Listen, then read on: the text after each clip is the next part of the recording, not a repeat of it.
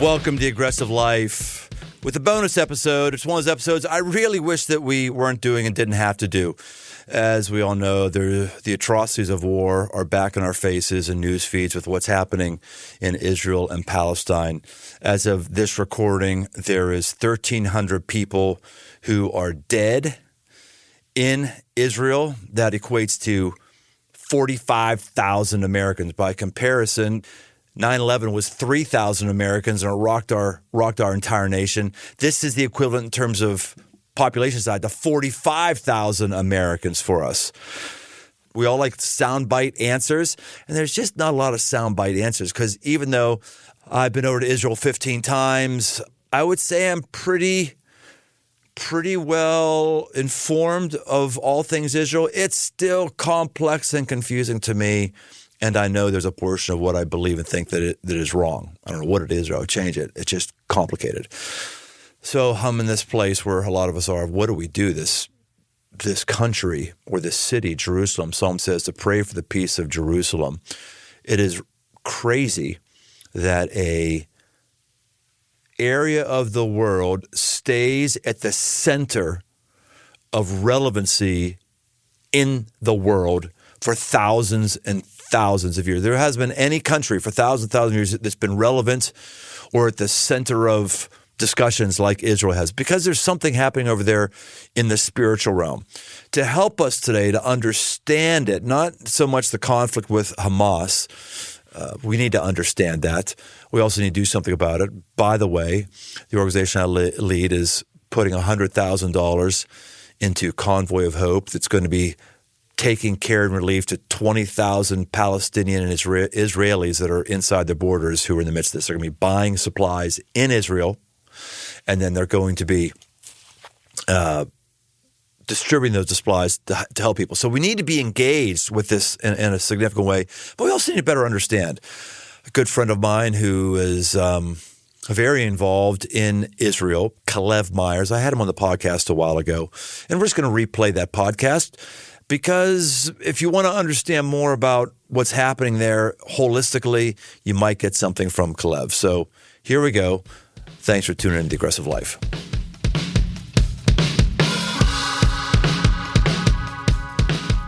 What we're going to talk about today, the most important political issue in our time, the issue that just will not go away, the issue that is still at the center of geopolitical activities with all nations across the international spectrum. The issue that is the most ancient issue that of all in all of politics. What issue am I talking about? The issue that's charged with race, the issue that's charged with religion, the issue that's charged with making the aggressive life a half-decent broadcast there. We're talking about Israel. Yes, Israel and Palestine, the Palestinian crisis, the West Bank, East Bank, North Bank, South Bank, whatever the heck the bank, Wells Fargo Bank. I can't even keep all these banks straight in my mind. Seriously, folks.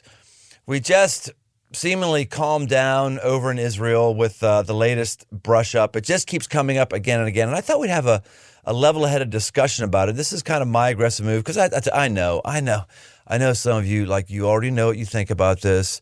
And the reason why a person like me wouldn't do this is because you're going to email me that I didn't say this or I should have said that, and everyone's going to send me some podcast. If you heard what this guy said, no, I haven't heard what that guy said, or maybe I have. It doesn't matter. I'm tired of everyone thinking you have the answer, and maybe I don't have the answer. Maybe my guest doesn't have the answer, but we're going to actually talk about it because it's an issue that affects all of us. Who is my guest today? My guest is an Israeli resident. His name is Calev Myers. Calev is a lawyer specializing in, among other things, immigration and civil rights law. He's an author and civil rights activist who has advocated for the rights of Palestinians before international government bodies, including the European Parliament. Calev is founder of Alliance to Reinforce Israel's Security and Economy, also known as ARISE, whose work can be best summed up in their slogan, "Make jobs, not war." He strongly encourages economic collaboration between Israelis and Palestinians as the best hope for a peaceful existence. I've found Calev's insights very, very helpful. I found him to be a personally invigorating friend. He's a manly man, a totally manly man, jiu-jitsu champion. Of course he would choose that sport. He's a jiu-jitsu champion. Calev Myers, welcome to The Aggressive Life. Thank you. It's great to talk to you again, Brian. All right, Calev, let's talk Israel. What is the problem with you people over there? Why can't you get your stuff together? Why does the rest of the world have to look in on you guys and have your problems dictating our happiness? What is wrong with you people? Yeah, what's wrong with us is that we actually had the audacity after the horrible, things that took place about a century ago, about 80 years ago in the 1930s and 1940s, after systematic annihilation in the concentration camps of the Holocaust. Our leadership decided, like you said, to take an aggressive stance and to take our destiny into our own hands. And not to play the victim card, but to actually come back to this land and build a country. And that is very offensive to other people who don't want to see a Jewish state in the Middle East or anywhere else in the world. And that's really what it comes down to. We decided to take our lives and our destinies and our future into our own hands and actually build something that would be good for us and good for our neighbors and good for everybody else.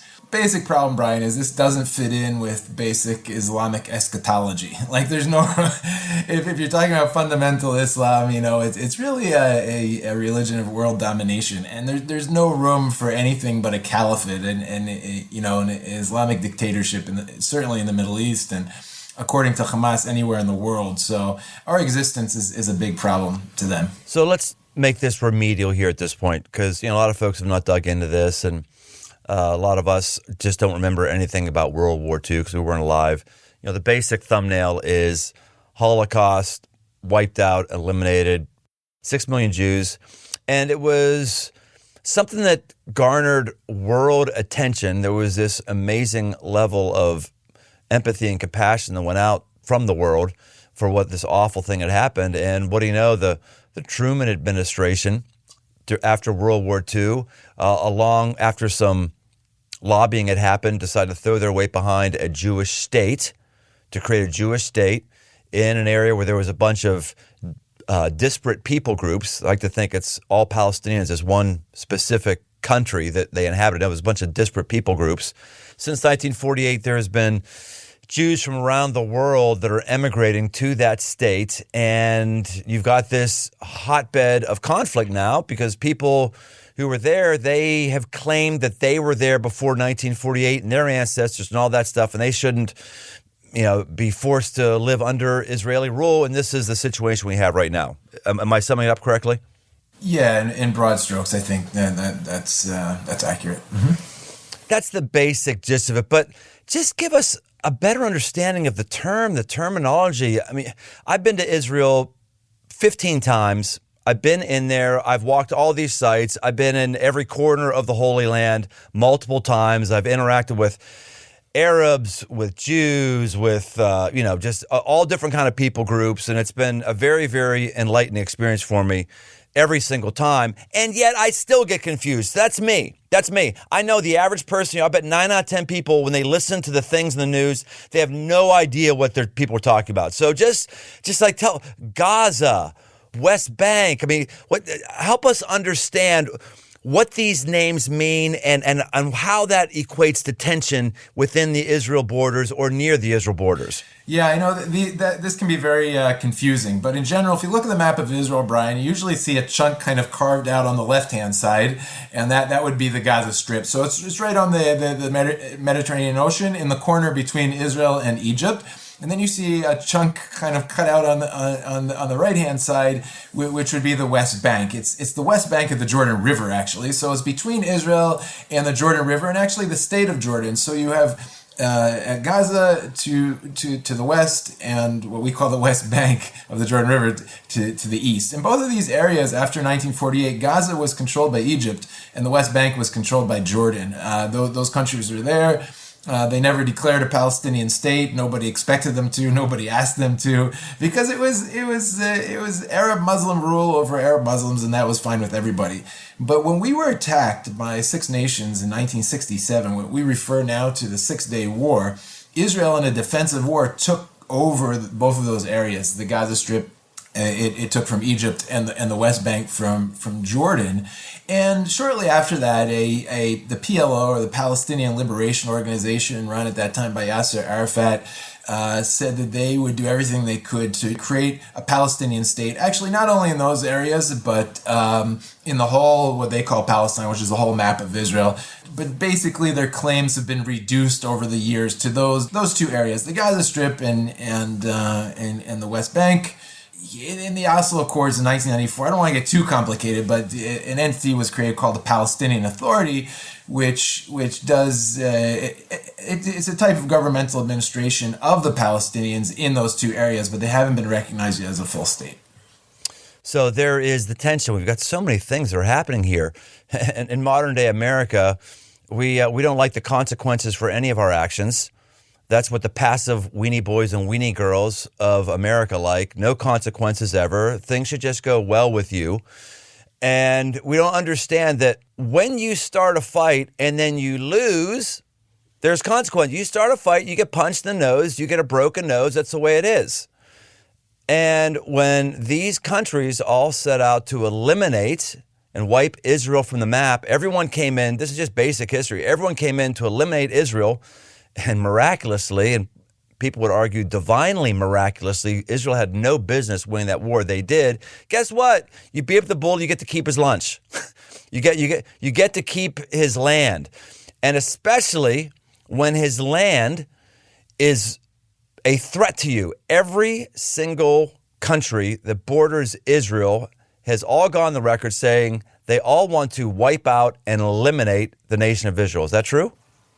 That is true. I mean, we have since that time signed on peace accords both with Egypt and Jordan, but it's true of all the other nations around us. But I want to say also that immediately after we took these territories over, Israel told the UN, we're willing to pull back and let a Palestinian state or Palestinian independence be created in these areas if we can find a solution that protects our security.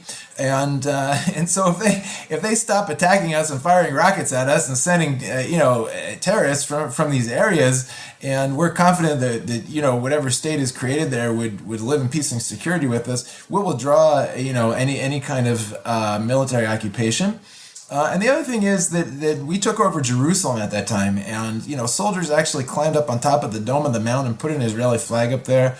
Our chief of staff at that time, Moshe Dayan, immediately told them within minutes to take it down, that we're going to respect Muslim holy sites along with all the other holy sites, and we're going to provide free access for every religion, to their holy sites in Jerusalem. And so Israel has really done everything it can to respect the rights and feelings of those minorities, both in East Jerusalem and has also consistently said we're willing to withdraw and recognize a state if we actually have a partner that will withdraw its declarations of destroying us. Yeah, that's pretty ominous right there. I mean, imagine us as the United States if Canada and Mexico, had said, "Hey, ultimately we want you gone." That would not bode well for us, and there would be actions. But you've got all your neighbors, well, most of them anyway, who are saying that. And then on top of that, the complication is you've got all these splinter groups in and around your country, and I do mean in your country, that they can't be controlled anyway. Hamas, who does Hamas answer to? Hamas doesn't answer to anybody. They're an organization that was created out of the Muslim Brotherhood. And the other difficult thing is that, so there were Palestinians that were displaced. And there's a huge let's look at the crisis or the conflict through the lenses of refugee crisis. At that time, around 1948, in the post-World War II era, there was a huge population exchange. As we were fighting our war of independence and this violence was taking place, there were 350,000 Jews that were forcefully expelled from Arab nations, and they came into Israel, received full citizenship, rights, work, everything else. There were about 720,000 Palestinians that went into Arab nations, or even both the West Bank and Gaza. And from that time until today, they're the only post-World War II group that's still recognized as refugees.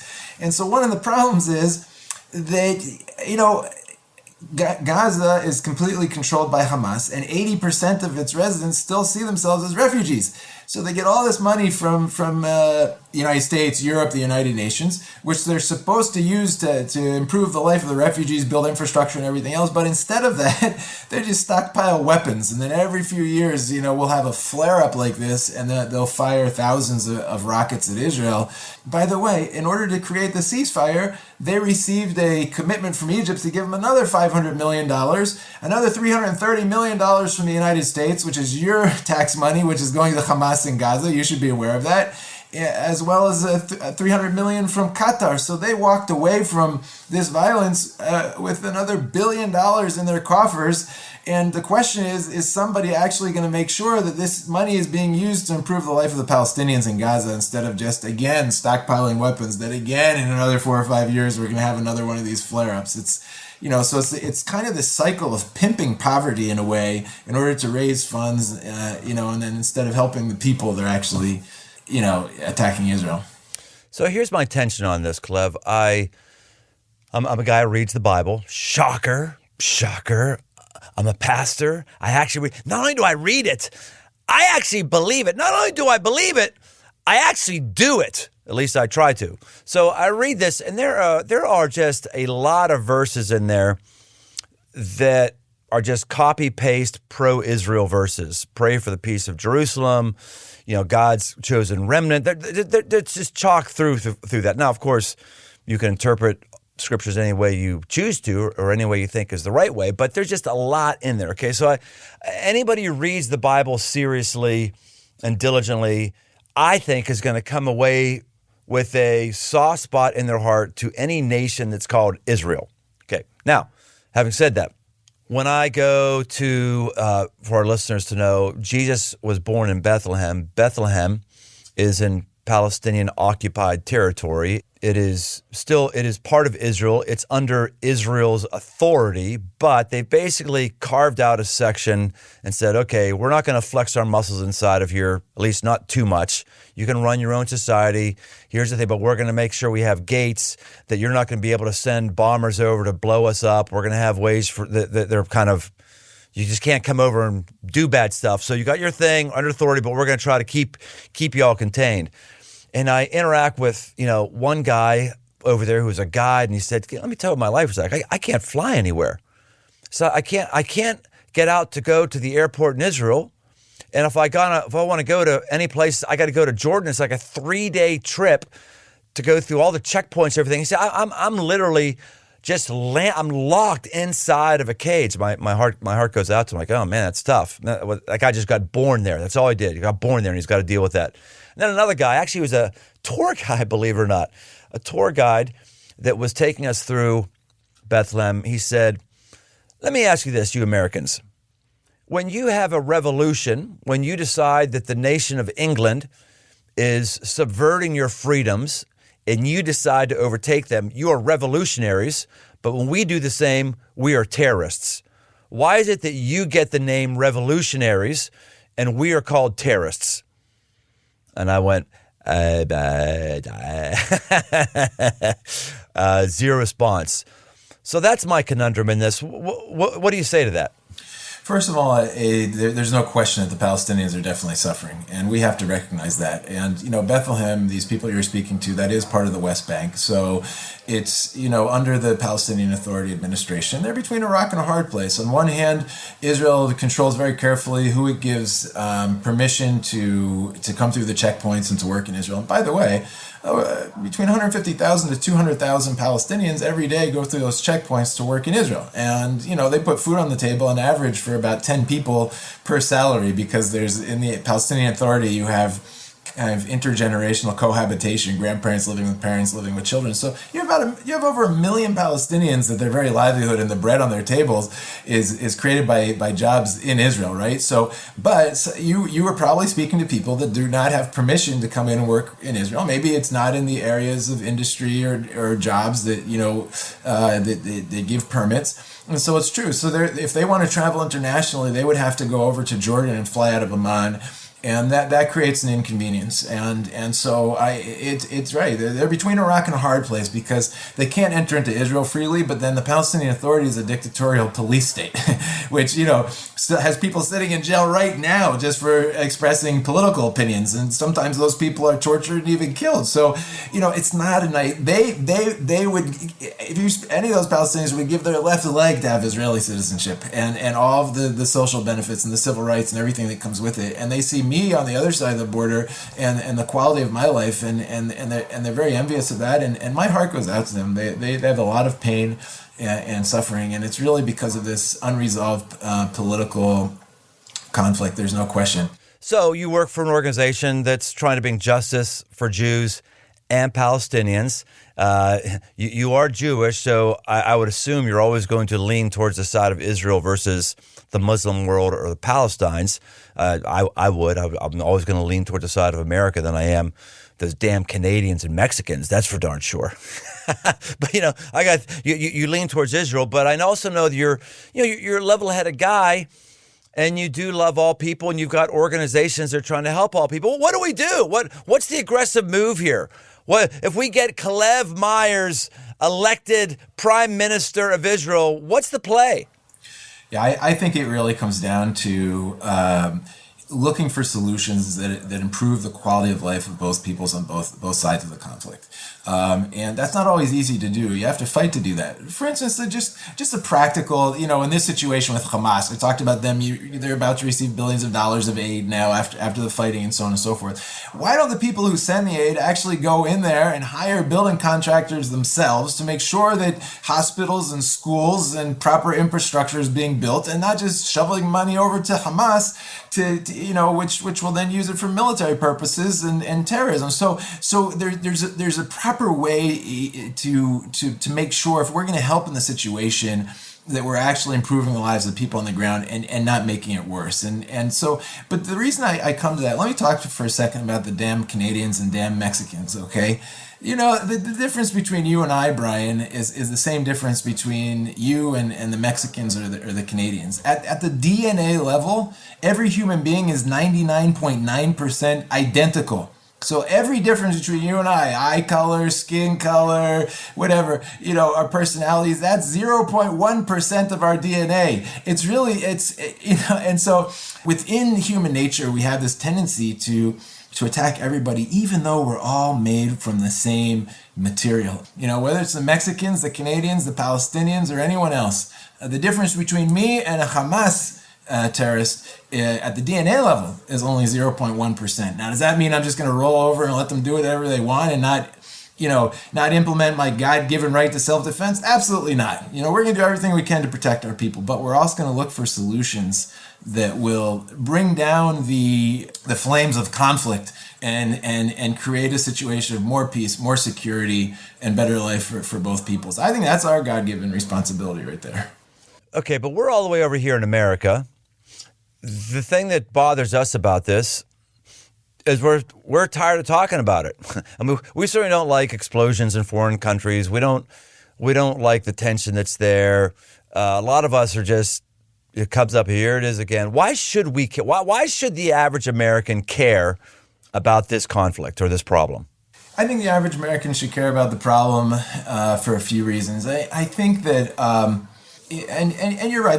We're all the way on the other side of the world, and why does it make a difference to me, and so on and so forth. Right now in the United States, there is more anti-Semitism, more anti-Semitic attacks than there's ever been. People are attacking Jews in the street in California, in New York, Los Angeles, and the Jews that have nothing to do with the Israeli-Palestinian conflict. But you have radical people marching through the streets saying, F the Jews and rape their daughters and terrible signs and attacking. Just over the last few years, people have actually firebombed synagogues in the United States.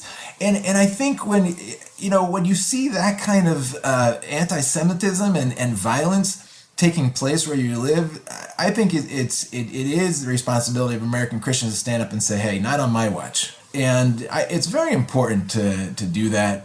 There's only about 13 million Jews in the world, and some of the celebrities, I don't know if I should mention names. Some of the celebrities that just have put blatant anti-Semitic material up on their pages have 30 million followers. Mention them. It's aggressive life. Mention them. Well, I mean, I can mention a guy like Roger Waters, right? So he has tens of millions of followers. The amount of followers he has on social network, on social media, is more than all the Jews in the world, right? And so just by putting out one anti-Semitic, anti-Israeli comment, justifying boycotts and sanctions and let's attack Israel is a horrible thing. And then you want to see your Christian friends. I'm not saying I want every evangelical Christian to say we're going to support Israel and be against the Palestinians. Quite the opposite. I want voices to stand up and say, wait a second, we shouldn't even be taking sides here. Everybody's created in God's image. I can support Israel without hating the Palestinians. I can support the Palestinians without hating Israel. And this type of blatant hatred and anti-Semitism is unacceptable in my community and in my social network. And really, standing up and against this kind of nonsense that really you shouldn't be having that in the United States. Calev, are you ready for the lightning round? I'm ready. Yeah, let's All do right. it. I ask you a question and you answer it like 1 to 2 sentences. Very simple questions like this. So what's the answer? That's you could do it one answer. Well, you can do it one sentence, right? Just what is the answer to the conflict? What do we do? Moral clarity. That's the answer. Okay. If Calev Myers was Prime Minister of Israel, I would be unforgiving in my military response to every terrorist threat, but at the same time, I would aggressively pursue negotiations with the Palestinians to try to come up with an agreed permanent solution to the issue. Should Palestinians be given citizenship to Israel? I think that the Palestinians in the West Bank should be given citizenship in Israel. They would go from being about 20% to 30% in our society, which I think is acceptable. It would change dynamics in our political situation, but it wouldn't be the Jews would still be a minority, and so we wouldn't be. We wouldn't be threatened with becoming kind of the 24th Islamic dictatorship in the Middle East. I don't think Palestinians in Gaza should be given citizenship in Israel. You have 2 million Palestinians there. No Jews are living there, unlike the West Bank where you have both Jews and Palestinians living together. It's 100% Arab Muslims controlled by Hamas. I think that, Egypt, it would be great if Egypt would take more responsibility for what's happening there, or the international community. I don't see, granting them Israeli citizenship is something that should ever happen. How you pray when it comes to this conflict, or what you pray? I pray always, we're instructed, everyone around the world is instructed to pray for the peace of Jerusalem. So I pray for a peace and a ceasefire as soon as possible, that as many innocent lives would be saved. And I also pray, I think this is what I pray every day. I'm a very simple guy, Brian, but I believe the greatest prayer that any human being can pray is, God, make my life an answer to somebody else's prayer. And you have so many hurting people in the midst of these conflicts, and it's like, give me an opportunity. I can tell you stories that, every time that happens, I get teary-eyed because, and I was reaching out to some of my Arab Palestinian friends during this conflict. And they would just hug me and thank me, and being that guy that's just like, you know, and answer to other people's prayer, where people feel like nobody's listening to them, and you know they're being abused by this violence. Being that voice, being that light, that's what I want. That's what I want my life to be. Something you love about Israeli culture. Now remember, this is a lightning round. Something you love about Israeli culture. I love the directness of Israeli culture. You know, when you talk to an Israeli woman and say good morning, she doesn't think 20 times, what does he actually mean? You know what I mean? So on one hand, we lack politeness, but on the other hand, it's a refreshing directness. You always know everything's on the table. You know where we stand, and I like that. Something you love about Palestinian culture. What I love about Palestinian culture is their manners, their politeness, and their hospitality. I think we as Israelis can learn a lot. So if we're on the very direct side of the spectrum to the point of rudeness, Palestinians are on the very, very polite side of the spectrum, which can lead to duplicity. But I think there's a lot we can learn from them, and just how to be kinder and more respecting and honoring, whether it's our guests or our customers or anything else. How do you deal with the fear of living in a conflict zone? You know, I actually, maybe it's my personality, maybe it's because of faith, I don't live in a lot of fear, Brian. I was pumping my car about a week and a half ago, heard some explosions behind me, looked on the other side of the highway, and there's pillars of smoke going up. Everybody at the gas station's running for cover. It was a rocket landing, you know, about, let's say in American terms, 200 or 300 yards from where I was standing. I didn't feel any sense of fear whatsoever. I just thought, you know, thank God that didn't land on me. Because it might have been 200 yards, but in Gaza, that's a difference of maybe half a millimeter of where they're aiming the darn thing, you know. And so, you know, I got in my Jeep and drove back to my home and to make sure my family was okay, and, you know, everything was fine. But yeah, I wouldn't say I deal with a lot of fear. I don't do stupid things, but I trust God that, you know, if my life is you know, in His will, He's got my back covered. What sets your mentality apart from some of the other responses? I think it comes down to an issue of faith, Brian. Are we living within a bigger story, within God's story, or is God living within our little story? And if you don't have some kind of higher power that you believe is really in control of things, and that you're not going to die until your time has come, then there's a huge level of uncertainty. And these kind of events can create terrible trauma, because it's like your life flashes before your eyes and you think it might be over. And, you know, and it's very, very difficult to kind of live under that cloud of fear and uncertainty. It comes down to my faith in God. Calev, this has been great. Is there anything you want to leave with us? If someone wants to follow up with you or know what you're doing, just go ahead and give us an advertisement for yourself. Yeah, no problem. If you want to get in touch with me, you can go to ariseforisrael.com, just those letters and those words, ariseforisrael.com. Reach out to us. If you want more information, updates, balance updates regarding the Israeli-Palestinian conflict and other cool stuff, you can sign up for our newsletter there, or you can email me. I'd love to stay connected. And thank you, Brian, for reaching out. And Crossroads, I should say, has been a faithful supporter of Arise, and I appreciate that. I want to thank all the people in your community for standing up and trying to be a blessing for both Israelis and Palestinians through the work that we do over here. So thank you for that, really.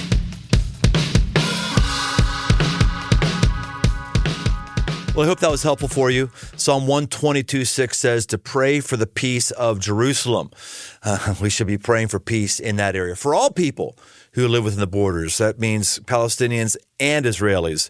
If you're moved, you want to do something financially, you can support Calev and his work at ariseforisrael.com. That's ariseforisrael.com. Or if you want to deal with some basic relief supplies like we're engaged with, you can go to convoyofhope.org, convoyofhope.org. We'll see you next time on The Aggressive Life. Thanks for joining us on this journey toward aggressive living. Find more resources, articles, past episodes, and live events over at briantome.com. My new books, repackaged edition of The 5 Marks of a Man and a brand new 5 Marks of a Man tactical guide are open right now on Amazon. If you haven't yet, leave this podcast a rating and review. It really helps get the show in front of new listeners. And if you want to connect, find me on Instagram at Brian Tome. The Aggressive Life is a production of Crossroads Church, Cincinnati, Ohio.